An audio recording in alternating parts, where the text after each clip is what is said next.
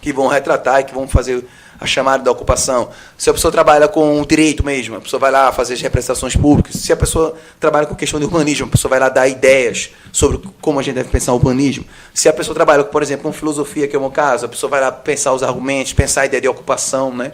A ideia de ocupação ela nos remete ao Wall Street, não é? Quando se fez o Ocupe Wall Street, que é a ideia de você pegar um espaço privado e torná-lo coletivo, no caso a Bolsa de Valores, tornar a riqueza coletiva, uma vez que ela é uma produção coletiva.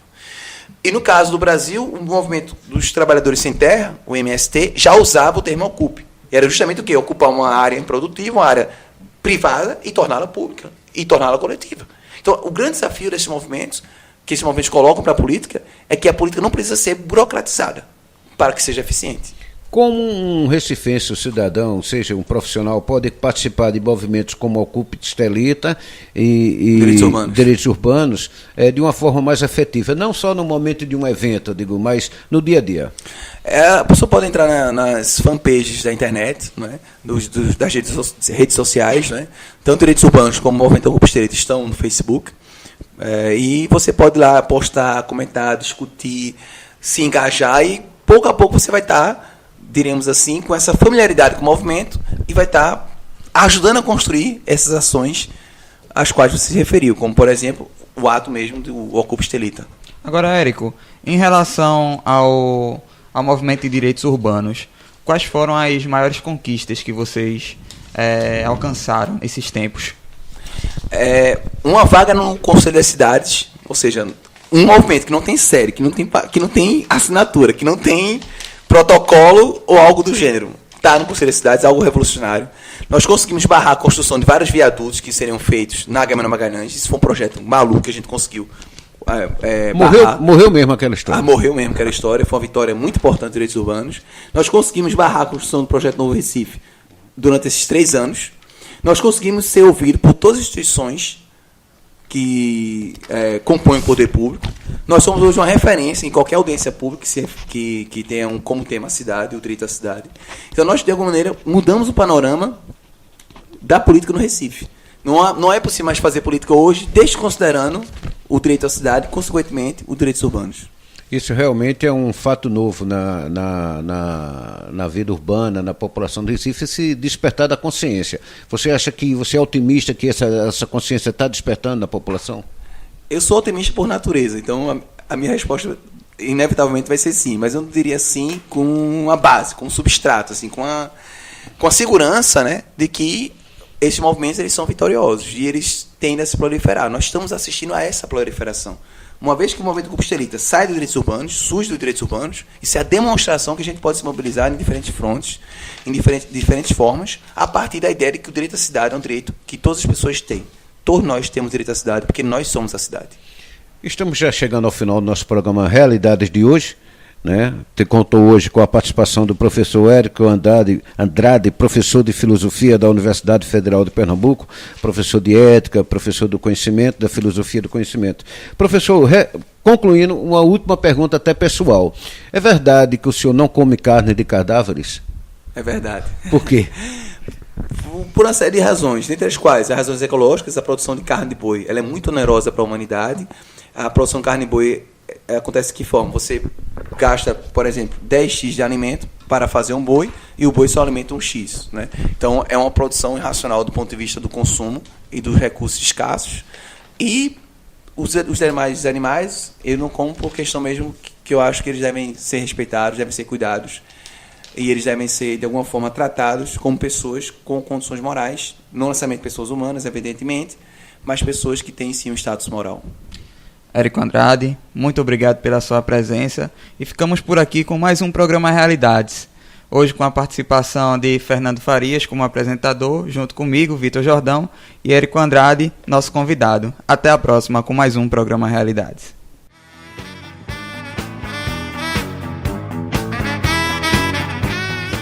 Você ouviu Realidades, o cotidiano à luz do saber. Produção Marcelo Perizoli e Cecília Costa. Apoio Proeste UFPE.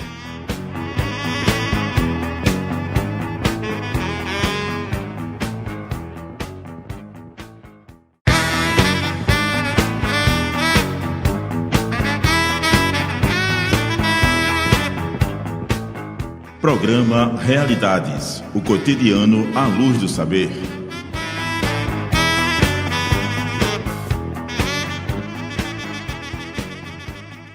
Realidades, o cotidiano à luz do saber.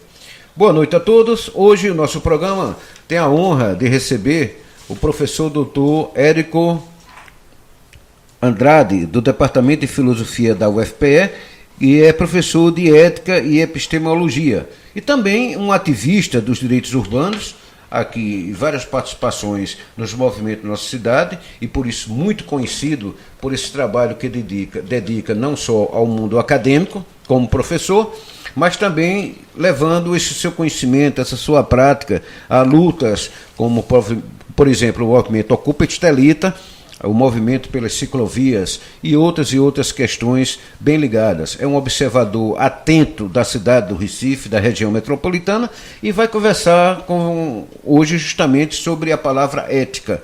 E a gente a produção do programa escolheu ética para os recifenses. O que seria, professor Érico, essa questão de ética para os recifenses? Esses pequenos detalhes, existem pequenas corrupções no meio da sociedade, de onde se origina isso? Isso seria o tema do nosso debate de hoje. Professor Érico, boa noite. Boa noite, é um imenso prazer estar aqui conversando com vocês. É sempre um prazer estar na Rádio Universitária, uma rádio pública, e eu acho que é uma oportunidade maravilhosa de conversar um pouco sobre questões de ética e política, que são questões que, particularmente, me despertam profundo interesse.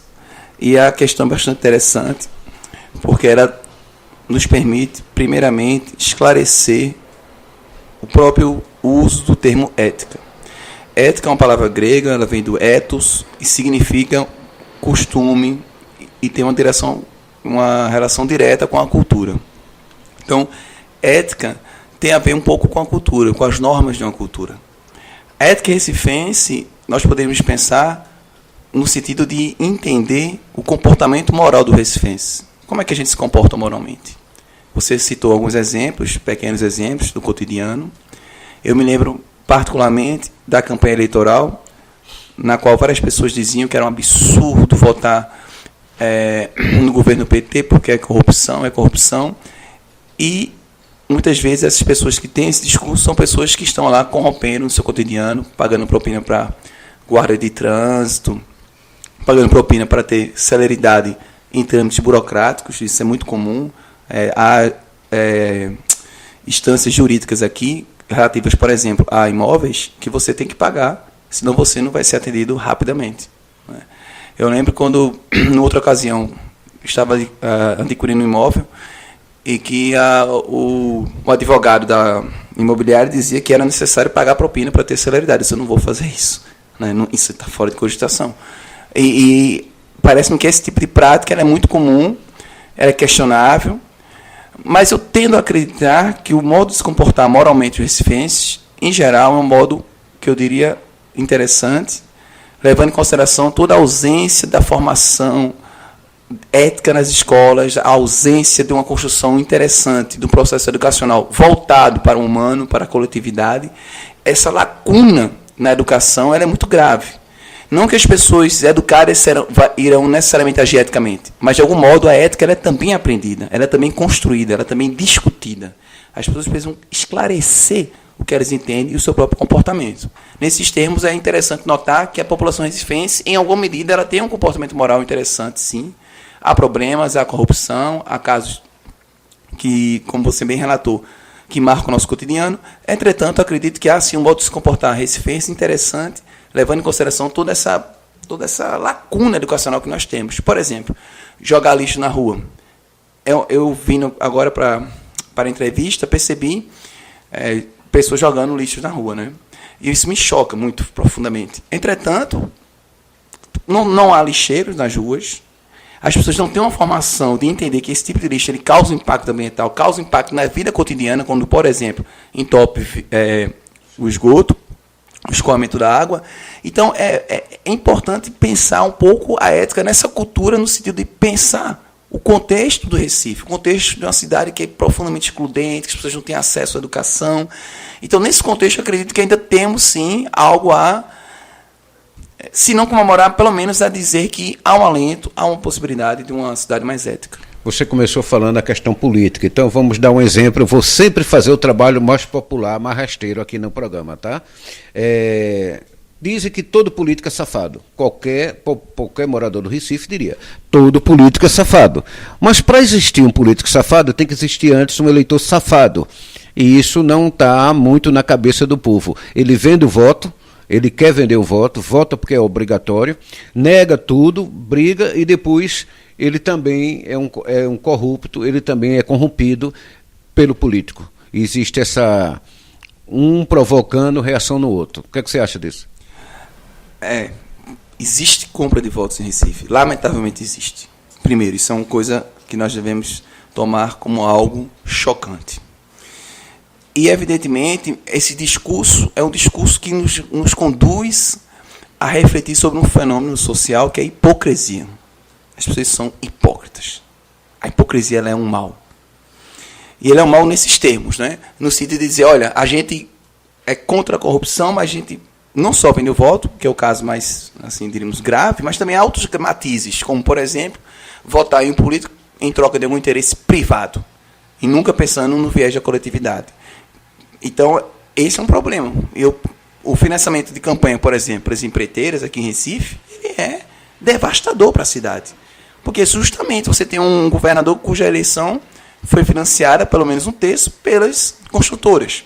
Então, como é que você vai, num embate político, discutir planejamento urbano, se há um interesse privado muito forte em fazer construções que eu chamo de autorreferentes, porque não dialogam com o entorno, não dialogam com nada, são grandes torres que perfuram a cidade e dilaceram a cidade, consequentemente, sem dialogar em nenhum momento com a vizinhança, sem pensar num uso misto dos imóveis, ou seja, com comércio, tudo misturado, como a cidade é. A cidade é uma mistura de gente. Então, esse tipo de atitude é profundamente criticável. Ou seja, o próprio financiamento de campanha já é algo que temos que questionar. Não só quem vota no suposto corrupto, mas o próprio financiador da campanha do corrupto. O corruptor tem que ser colocado em questão. Porque é uma outra visão que a gente vai abordar, é que sempre a culpa é do povo. Né? E não, você diz, por exemplo, matéria na Globo diz que o povo é violento, que fura a fila dos ônibus, que quebra ônibus, que não respeita os horários, e que o povo é que respeita e que, portanto, a companhia de empresa deviam colocar mais fiscais e polícias nos terminais rodoviários. Olha, eu tive que pegar um ônibus um dia desse, à noite, na Gama Magalhães. E 2 ônibus da SEI, aquele ônibus vermelho, passaram pela parada e não pararam. Eu sou usuário de bicicleta. Meu transporte número 1 é bicicleta. Em segundo lugar, o transporte coletivo. Em terceiro lugar, táxi. Aliás, primeiro bicicleta e segundo andando. A pé, que é uma modalidade de transporte muito importante que deve ser valorizada. Mas, enfim, estava eu lá na parada, os ônibus queimaram. Eu fiquei com uma raiva, uma indignação desproporcional à minha calma cotidiana. E eu me pergunto, pessoas que têm uma formação, pessoas que já estão estressadas, que passaram um dia num sufoco, quando acontece com elas, o que é que elas devem fazer?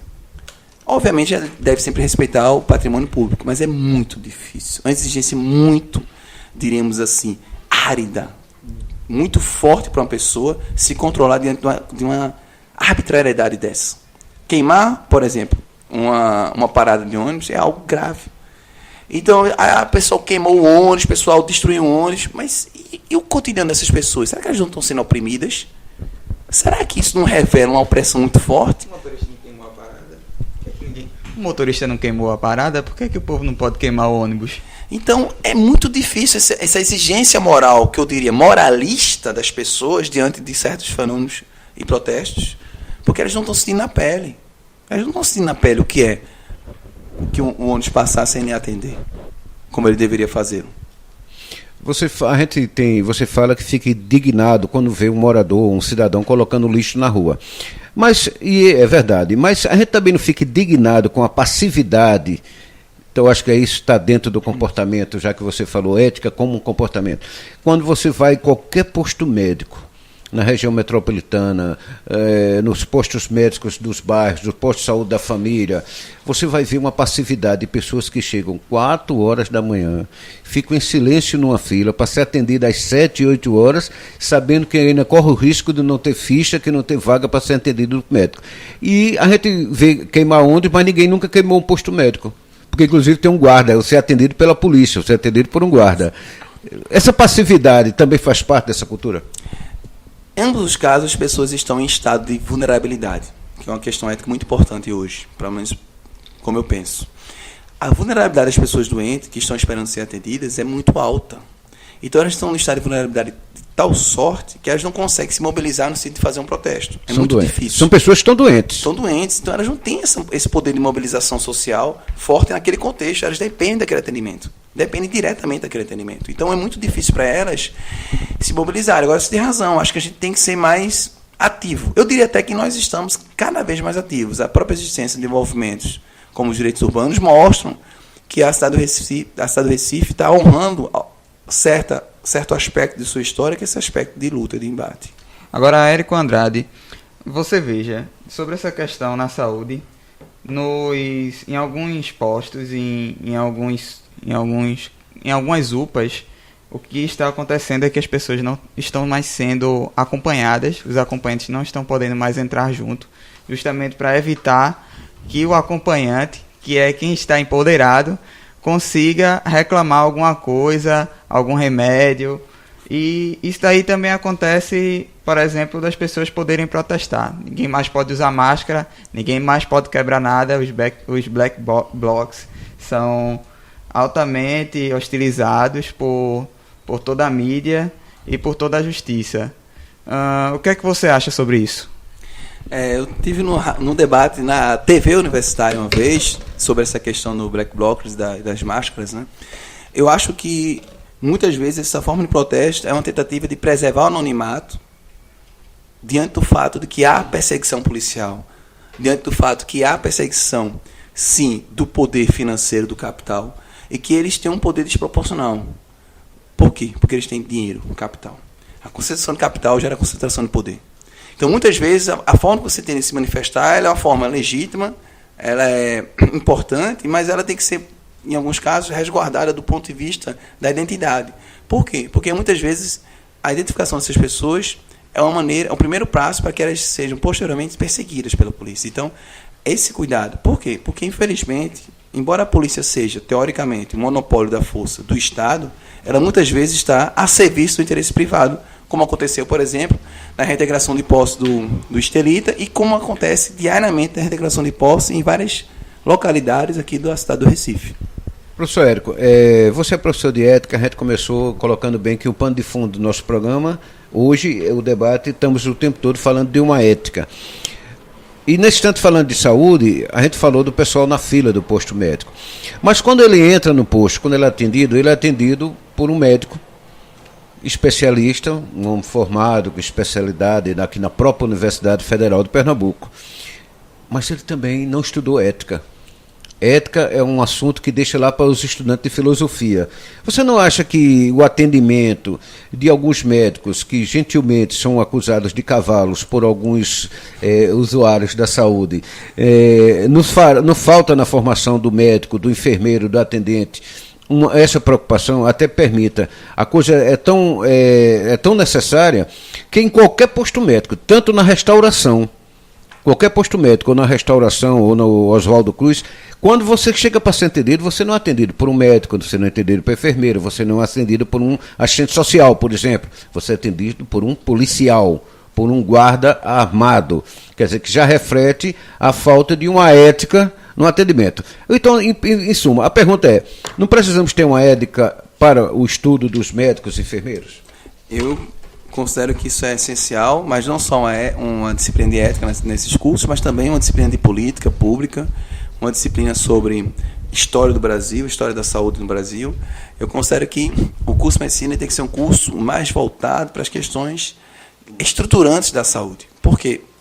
Pessoal, o sistema brasileiro de saúde é muito complexo, é difícil, tem muitas lacunas e problemas. Parte desses problemas deve-se, dentre outras coisas, pela falta de estrutura de saneamento básico, pela automedicação. O Brasil gasta um dinheiro enorme fazendo atendimento de pessoas que se automedicaram. E a automedicação é sinônimo de falta de informação. Então, nesses termos, a gente tem que perceber o quê? Que a saúde no Brasil ela tem um déficit, não apenas de leito, mas de concepção de saúde. A saúde deve ser pensada do ponto de vista da manutenção do bem-estar social. Um bem-estar social que deve ser, de alguma maneira, traduzido em políticas públicas que priorizem, por exemplo, espaço de lazer, onde as pessoas possam ter lazer. O lazer fazem bem à saúde. Né? Então, faz bem à saúde o quê? Faz bem à saúde ter informação. Porque pessoas como, por exemplo, eu, que tenho algum grau de instrução, raramente ficam doentes. A não ser, claro, um acidente você não controla. Mas mesmo acidente, que é uma questão de saúde pública, por exemplo, é decorrente da falta de política de mobilidade, da falta de política de respeito no trânsito. Então, na verdade, o problema da saúde é um problema que eu diria que se localiza na ponta do iceberg. Ela é apenas a superfície. Porque o problema mais estrutural está na concepção de país que a gente tem. Isso adoece. O Brasil adoece. Na verdade, a gente não cuida da saúde, a gente cuida da doença. Exatamente. E não há uma política de saúde. Isso. Existe uma política pública de doença, para tratar o doente. Você só chega quando o dente está doendo. Mas não há coisa que fala-se tanto bonito, mas o tal do preventivo. Isso. É isso que eu considero essencial, a questão da prevenção. E a prevenção ela é feita cotidianamente. Cotidianamente. A partir do quê? Por exemplo, alimentação. A alimentação é uma coisa decisiva para a qualidade de vida. Então, você ter uma política pública que valorize, por exemplo, nas escolas, nas refeições das escolas, uma alimentação saudável. Porque você vê, as escolas públicas no Recife, elas têm uma alimentação muito questionável do ponto de vista da nutrição. Então, tudo isso gera um custo para a saúde no Brasil. Por quê? Porque as pessoas vão muito para o médico. A quantidade de pessoas que vão para o médico é muito grande. Não tem sistema de saúde pública que dê conta. Como é que se resolve? Com prevenção. Porque pessoas, repito, pessoas que são mais instruídas, que não têm nenhum desvio psicológico, sei lá, que são, por exemplo, que não são hipocondríacos ou algo do gênero, essas pessoas elas geralmente não adoecem. Por quê? Porque elas têm estrutura, têm lazer, têm uma série de coisas que tornam a saúde algo comum e não algo escasso. São pessoas que vivem pouco, raramente ficam doentes. Então, o desafio que eu acho do ponto de vista da saúde é sanar a concepção, sanar, diríamos assim, os problemas que estão na base daquilo que gera as doenças.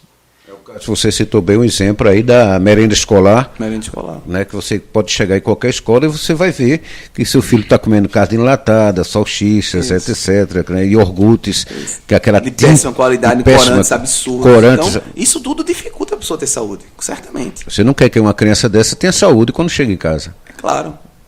Bem, nós temos que parar agora, dar uma paradinha no nosso primeiro bloco, vamos aos comerciais, voltamos dentro de instantes com o Realidades. Estamos apresentando Realidades, o cotidiano à luz do saber.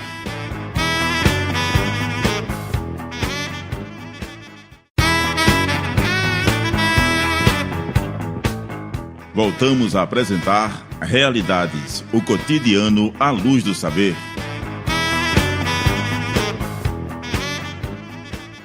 E voltamos com o Realidades, hoje recebendo a presença do professor Érico Andrade, do Departamento de Filosofia da Universidade Federal de Pernambuco, e estamos debatendo uma ética, mas uma ética para recifense, uma ética nos pequenos detalhes, do lado da população, dos hábitos, dos costumes de uma cidade como Recife, e que a gente sabe que isso gera consequências graves. Isso vai desde o lixo que é jogado na porta de casa, da merenda escolar que é servida pela prefeitura, é a mesma que leva a própria criança depois a ficar doente, posto médicos.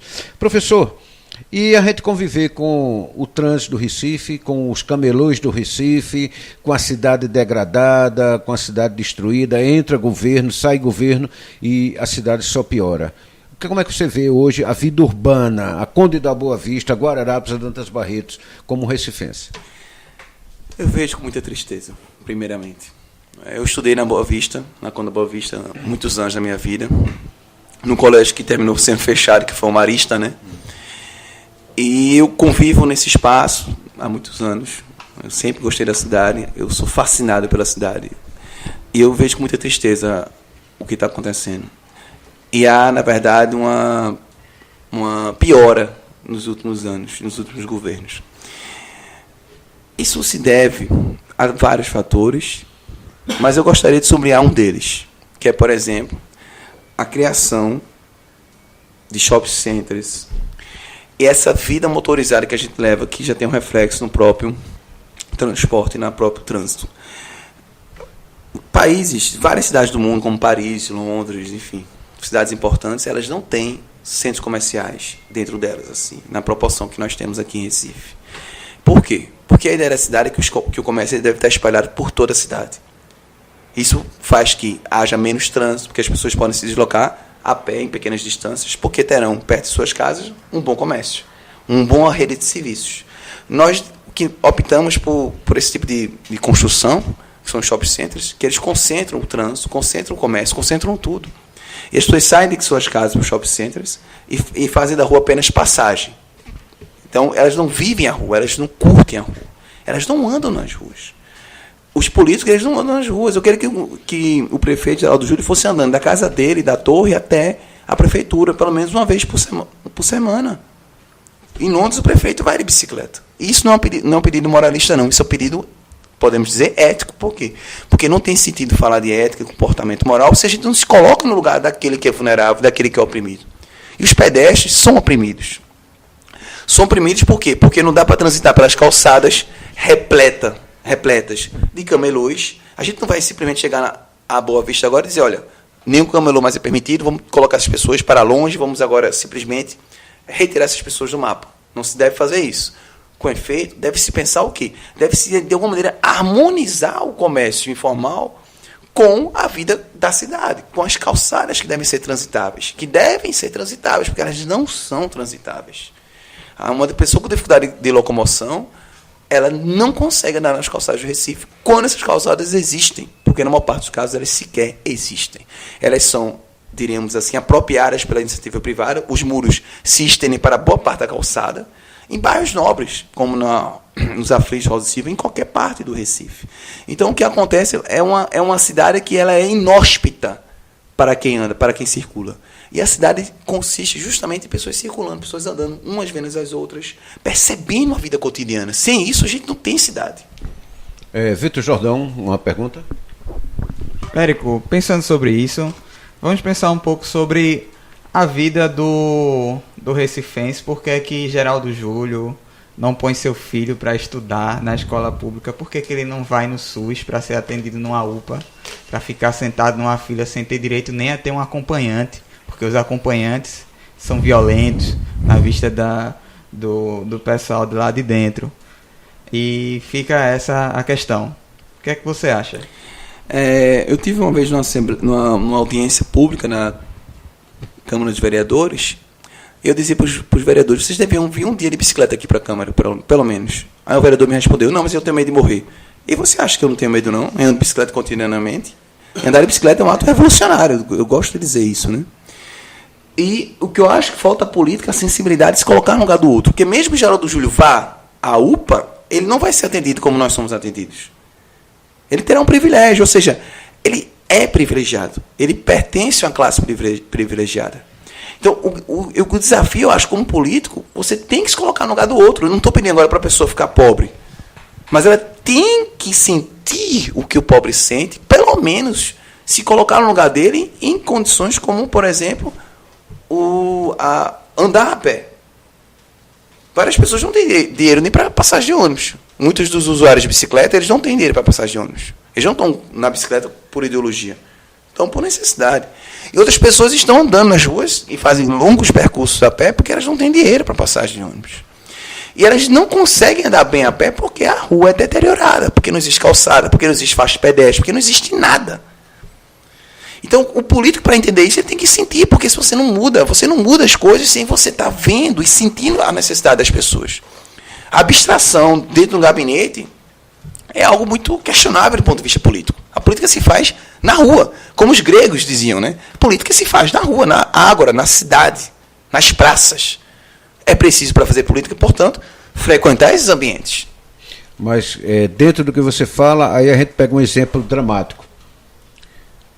Quem cuida do sistema de mobilidade, dos ônibus, do transporte da região metropolitana do Recife, do metrô, dos ônibus, dos terminais integrados, quem tem a responsabilidade de fazer e planejar não anda de ônibus. Isso. Ele tem carro. E ele não vive a realidade, ele não espera numa parada de ônibus no sol quente, ao meio-dia. Ele não fica em pé na parada porque não tem um lugar para sentar. Ele não é obrigado a ficar numa parada de ônibus enorme, que você não sabe se o ônibus para numa ponta, noutra, e você fica correndo como uma barata doida. Ou ficar numa lingueta, assim dizer, de quadradinho na Câmara Magalhães, onde você não consegue, não tem nem faixa pedestre para chegar à parada, e a parada ela consiste num espaço minúsculo que põe em risco a vida daquelas pessoas que estão ali esperando o ônibus. Mas os técnicos estão com a tabela lá de números e tal, e ele gera por ela, ele vê o transporte por outra visão, enquanto o cidadão ele vê o transporte passar na borboleta, tem que colocar aquele dedo ali que nunca funciona, e isso só gera cada vez mais transtorno, mais conflito, mais briga, mais impaciência, e tem um cara sentado numa sala de ar-condicionado, com uma planilha, um computador, uma secretária bonita e um cafezinho de lado, e é ele que está gerando, que é gestor do transporte público. Esse é um problema grave, né? A gestora da bicicleta em Pernambuco, ela usava bicicleta para fazer grupo de pedal. Essa pessoa não tem noção do que é usar bicicleta cotidianamente. Grupo de pedal você vai escoltado. Não é? E só as mesmas pessoas que estão no grupo de pedal são as pessoas que oprimem os ciclistas cotidianamente. As pessoas que circulam na ciclofaixa de lazer e turismo, por exemplo, muitas delas são aquelas pessoas que põem o carro em cima do ciclista no dia a dia. Você falou grupo pedal, dá para explicar? Grupo pedal, pessoas que se reúnem para andar de bicicleta juntas, né? Como lazer. E eu uso bicicleta como transporte. Eu me sinto oprimido cotidianamente por pessoas que estão na ciclofaixa de lazer, quando elas estão nos seus veículos. Com relação ao secretário de Mobilidade, por exemplo, que é João Braga é de uma fragilidade política que é assustadora. Porque eles são incapazes de tirar estacionamento de carros nas ruas, ou seja, apropriação privada do espaço público. Se chama estacionamento de carro nas ruas. Isso não existe. Era no mínimo que eles pagaram uma fortuna, como acontece em várias cidades do mundo, onde você paga em qualquer parte que você está estacionando na cidade, você paga. Em Recife não acontece isso. Não só não se paga para estacionar na rua, como essa vaga de estacionamento na rua, ela retira a possibilidade de fazermos ciclofaixas, de ampliarmos a calçada, de fazermos parquetes, que é uma espécie de espaço. Isso, pallets, que é um espaço que permite você ter uma convivência. Recentemente tive com meu filho num espaço desse, colocar um espaço desse só na Rua do Futuro, mas é necessário que se expanda para o Recife. Se expanda para o Recife todo. É inacreditável como é que você não consegue trazer o que é público para o público, que são as ruas nas quais os carros estão estacionados. Aquele espaço é um espaço público que está ocupado por um veículo de 1 tonelada. Isso é inacreditável. Tem veículos que são abandonados nas ruas. Passam dias e dias lá estacionados na rua. Isso é um crime, gente. Espaço custa muito. Nós precisamos de espaço. A cidade precisa de lugares de convivência. O Recife precisa disso. Então, a Secretaria de Mobilidade é uma catástrofe do ponto de vista político. Ela é uma secretaria calcada no elitismo que é traduzido numa política de trânsito que valoriza os carros e não os pedestres, os ciclistas e as pessoas que usam transporte coletivo. Um exemplo disso é esses guardinhas de trânsito. Eles estão ali exclusivamente com a função de dar celeridade ao transporte motorizado individual. Mas não estão ali para chegar na frente das escolas e dizer, olha, respeite as pessoas atravessando. Eles não estão ali para pedir respeito ao ciclista. Eles não estão ali para pedir respeito ao pedestre. Eles estão ali para continuarem fazendo o espelho da política elitista, que é a política de João Braga. Você entrou num tema interessante que já tocou, essa questão que eu tinha reservado agora para o segundo bloco, exatamente a questão das ciclovias, do que está sendo feito. Afinal, professor Érico Andrade, você como usuário, inclusive, de bicicleta, como bem colocou, colocar uma faixa de tinta no chão, ou reduzir a velocidade de uma placa, botar um monte de guarda na rua no sábado e no domingo nos bairros de elite, se me permita, Casa Forte e tal. Isso é uma política realmente voltada do ciclismo? Tá correto isso que está acontecendo? É inacreditável a inépcia da Secretaria de Mobilidade no que diz respeito à questão do ciclismo e dos pedestres. Eu quero saber quanto custa colocar faixa de pedestre nas esquinas e nos cruzamentos do Recife. Quanto custa isso? Custa muito menos do que fazer a ciclofaixa de lazer e turismo, que é feita nos domingos, em parceria com o Itaú. Muito menos. Muito menos. Então, falta o quê? Falta coragem, falta determinação e falta ainda mais uma coisa que eu considero essencial na política, que é a vontade de lutar pelo coletivo. O que acontece na política da mobilidade em Recife é um retrato do que acontece em parte importante do Brasil, que é a divisão social, o elitismo. Esse elitismo ele mata.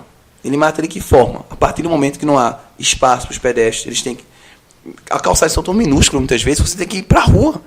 Você expõe sua vida ao ir para a rua com carros passando em velocidade altíssima. Como é que os carros podem passar em velocidade alta dentro da cidade? Isso é criminoso. Quando o carro não está em cima da calçada também, né? E dificultando o pedestre passar pela calçada. Então, como é que você tem uma política urbana sem pensar, por exemplo, em pintar faixas de pedestre? Gente, o que é que custa colocar faixa de pedestre pela cidade toda? Não custa nada. Não custa nada. O que é que me impede isso? O que é que impede esse tipo de atitude? O que impede ter lixeiro em todos os lugares do Recife? E que, se me permita, como observador, até parece preconceito meu dizer que as ciclovias só existem em bairros de ricos, nos finais de semana. Mas, por exemplo, se você observar qualquer dia da semana, principalmente no horário da manhã ou final de tarde, por exemplo, Avenida Caxangá, Avenida Sul, Avenida Norte, você vai ver que existe uma população de trabalhadores que usam bicicleta, sim, de verdade, como meio de transporte, percorrendo 10 quilômetros ali, ou mais, 15 quilômetros por dia, ida e volta. Isso dá, uma pessoa que mora em São Lourenço, Camaragibe, que vai a pé para a cidade do Recife, ele anda 30 quilômetros por dia. E ele não tem a menor segurança, o menor cuidado, nada que o proteja para exercer esse transporte. Exatamente. E eu acho que é uma questão da época. É ali que precisa de ciclovia. Isso. Eu acho, na verdade, que precisamos de ciclovias e ciclofaixas em toda a cidade. E essas ciclofaixas elas devem estar interligadas e também ligadas ao transporte público coletivo. Que nem todas as pessoas têm um desempenho atlético, como eu, de andar, 25 km por dia de bicicleta. Mas as pessoas devem ter a oportunidade, por exemplo, de guardar a sua bicicleta na estação de trem, ou na estação de metrô, ou na estação de ônibus, e daí seguir o trajeto restante pelo transporte público, o que nós chamamos de intermodalidade. Então, há soluções viáveis, factíveis e perfeitamente execuíveis do ponto de vista da política pública, que passam justamente pela criatividade política, ou seja, fazer intermodalidade é um processo criativo, é pensar a cidade de maneira integrada, e também passa pela vontade política mínima de uma cidade coletiva, uma cidade sem poluição. Estávamos falando no primeiro bloco da questão de saúde, muitos problemas de saúde que nós temos deve-se à poluição. Quanto mais carro na rua, mais poluição. Poluição sonora, poluição visual, poluição atmosférica, em todos os níveis. Então, o desafio, acredito eu, é justamente pensar o Recife como uma cidade não apenas de 2015, mas uma cidade do futuro. Professor Érico, para concluir esse segundo bloco, rapidamente, é interessante que quando a gente fala numa terceira pessoa, ela é uma coisa abstrata. Quem são os responsáveis, quem são esses gestores? Comumente a gente fala do prefeito, ou fala de um gestor público qualquer, cita algum nome. Mas, por detrás disso, nós estamos, com certeza, temos engenheiros e arquitetos formados por essa universidade, que tiveram estudo e conhecimento para isso. Por que essa insensibilidade ética com o ciclista, com o trabalhador que vai para casa e tem que percorrer a Caxangá todinha de bicicleta? Ela repousa no fato de que essas pessoas, elas também fazem parte da elite, elas também não usam bicicleta, não elas usam também fazem parte da elite. Elas não usam bicicleta, não usam transporte público, elas não andam nas ruas, elas pegam o carro para ir até a esquina comprar um pão e reclamam do trânsito. Elas são o trânsito. Elas reclamam do trânsito, mas elas são o trânsito. Então, o meu ponto é, falta aquilo que nós trabalhamos em ética, que é a ética do cuidado, que é colocar-se no lugar do outro, ter uma empatia pelo outro, reconhecendo o outro em estado de vulnerabilidade e, com ele, pensar uma solução para esse estado. E não reforçar a vulnerabilidade pela omissão, que no caso é aquilo que governa a política pública em Recife. Ok, Érico Andrade, voltamos já com o programa Realidades.